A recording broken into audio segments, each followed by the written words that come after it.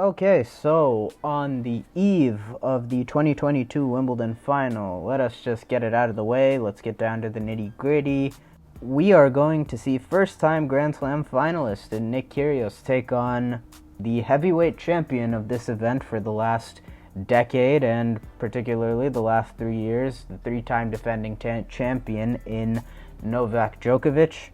I think it would stand to reason that not many of us expected this final, particularly with who came out of the bottom half with Nick Kyrgios. Nick, by his own admission, has said that he felt something along the lines of something like this being past it for him at this point. But here he is. He finds himself in his first ever major final. And, for being honest, it very well could be his last. I would say take that for what you will as far as, how he will respond mentally coming out on Sunday for this final. He can say he doesn't care all he wants, but I feel like there's just no way that the nerves of a Grand Slam final are not going to have some impact on Sunday. And meanwhile, you look at his opponent in Novak, who has been here, done that, gunning for an ever-important 21st Grand Slam title in what has been a turbulent year, to say the least, for Novak. I stated coming into this tournament that I felt that this tournament was very important for Novak to win, something along the lines of, how much pressure was on his shoulders back in 2018 for this tournament, as well as 2014. I think similarly he found himself at a bit of a crossroads at this point in his career. We know that this might be the last time that Novak plays major tennis up until Roland Garros next year. However, just like those 2014 and 2018 editions of Wimbledon, he has managed that just fine. Both these players, in my estimation, they've had pretty mid draws, I would say.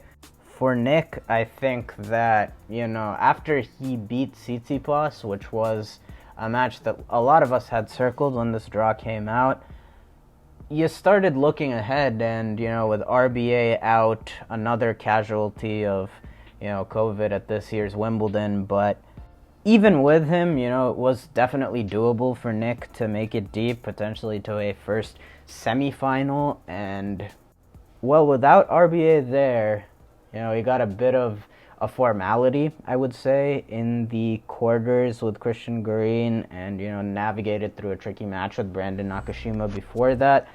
And then you add on his semifinal opponent in Rafael Nadal, sustaining another injury, this time with the ab, midway through his match with Taylor Fritz. I think it's fair to say that things really did line up for Nick to make it this far. And personally, if you ask me, I would say his form has been, up and down. There's no doubt that he did play, stunning tennis against Stefanos Tsitsipas in the third round.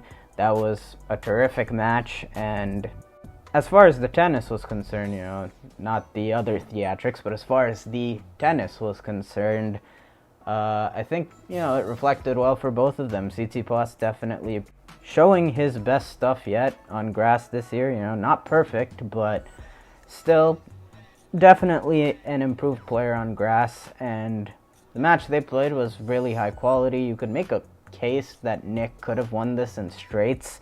Even in the set that he did lose in the first, he was the better player. But regardless, ever since that match, his form has been, just good enough, I would say. And he's probably managing himself, honestly.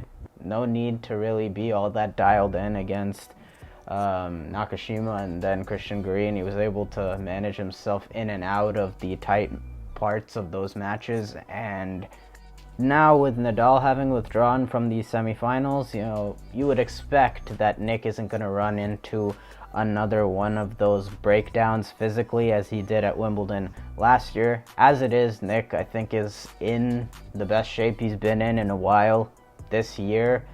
But now he'll have an increased buffer in between the matches he's played at this tournament. And I think, as I've said before, I think I would rather have that extra bit of rest than, the potential of coming out a bit rusty, having not played for so long. And that is especially true with Novak. Now, for Novak's run to this final, I would say, from the second round all the way up to the fourth round against Tim van Rijthoven, and even including the last 3 sets of that Sinner match, Djokovic has been very sharp. And if you ask me, that window of play, I would say has been his best at Wimbledon since 2018. I really do feel that over 2019 and 2021, Novak kind of cruised through those and won without playing his best, and it's a testament to how hard he is to beat on any surface, but how hard he's become to beat on grass, that given who he played, it really wasn't enough, even with Novak not playing his best. Now, following that Sinner match, he did come out very, very slow against Cam Norrie. He was not good, to put it bluntly, in the opening, really, set and a half or so of that match.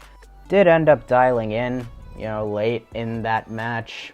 Over the last 2 sets, he definitely was much more clean and stormed really to victory in that match.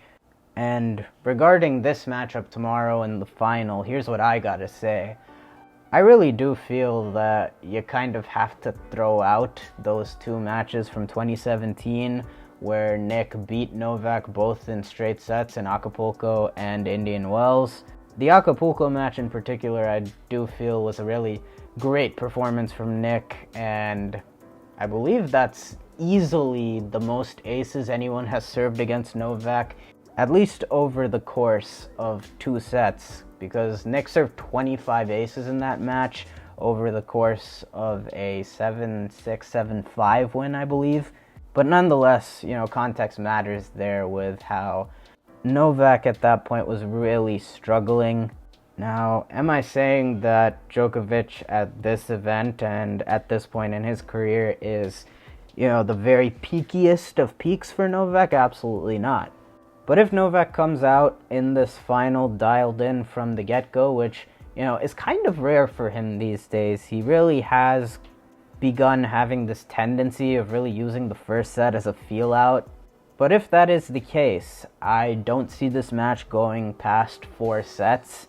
To me, what it comes down to is just how much of an advantage Novak Djokovic has once the serve is put in play, as far as, Novak's return. And as far as the return is concerned, we all know that nobody compares to Mr. Djokovic in that department. Obviously, that being said, Nick's serve is a handful to deal with for just about anybody. I could still, see a couple of sets going to tie breaks, because ultimately Nick Kyrgios' serve is definitely going to earn him some leeway to some degree. Even another one of the all-time great returners in Rafa Nadal has had trouble reading the Kyrgios serve, even in the stretch where he's had more success against him as far as winning matches. When it's on, the Kyrgios serve is, definitely has its case as arguably the toughest serve to read in the game. And for him to have a prayer at winning this match, he's obviously going to have to replicate the type of serving performances that he had in Acapulco and Indian Wells in their prior matches where he served just lights out. That, of course, will require high first serve percentage, even though the Kyrgios second serve is also excellent.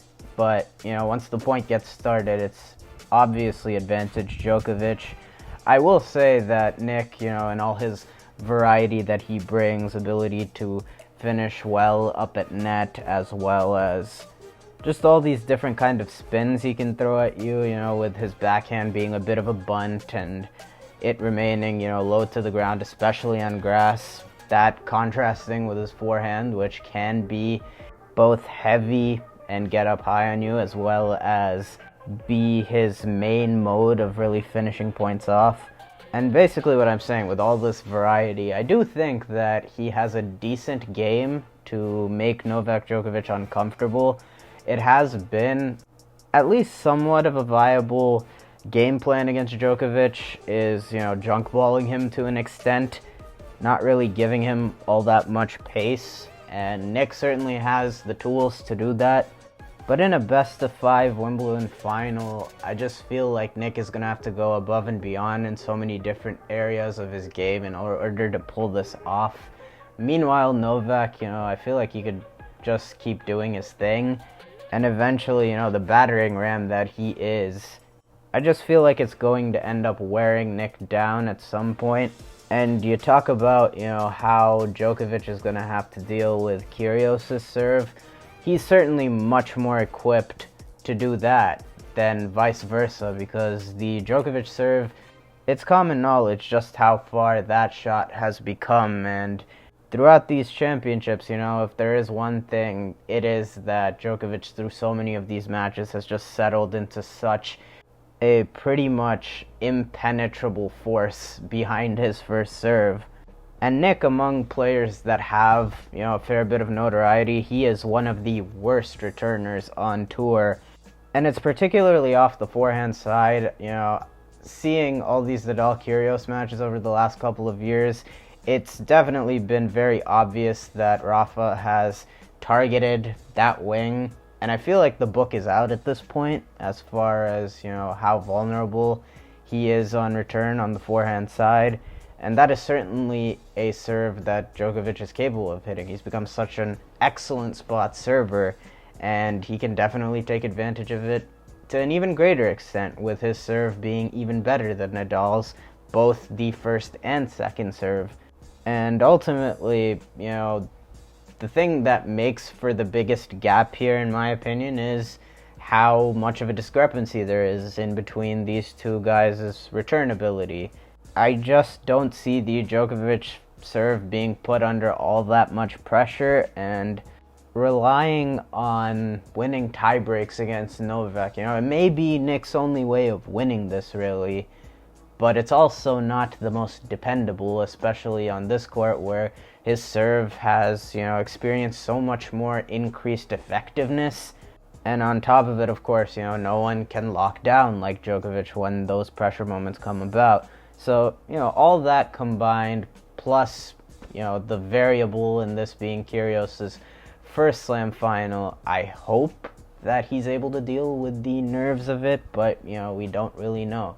He probably knows that this might be his last chance to ever capture Grand Slam glory, so I'm sure that he will give it everything that he's got. That in combination with, being as great a big match player as he is, particularly against these icons of the game, I'll say that, he'll definitely put up a good fight in this one. But in these types of situations with the big three, the house always seems to win. And so I'm sticking with my pre-tournament pick and rolling with Novak Djokovic to win this final in a tight 4 sets. Feel like we're going to see a couple of tie breaks in there, kind of thinking of a score along the lines of when Nadal and Kyrgios faced off at Wimbledon in 2019 and Australia again in 2020. But ultimately, I think it will be 21 for Novak. And that's all I got for this preview.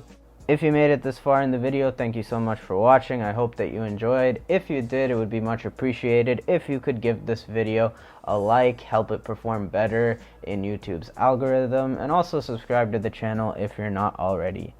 Let's strap in, hope for a great final. And again, thank you so much for watching, and of course, I will see y'all in the next one.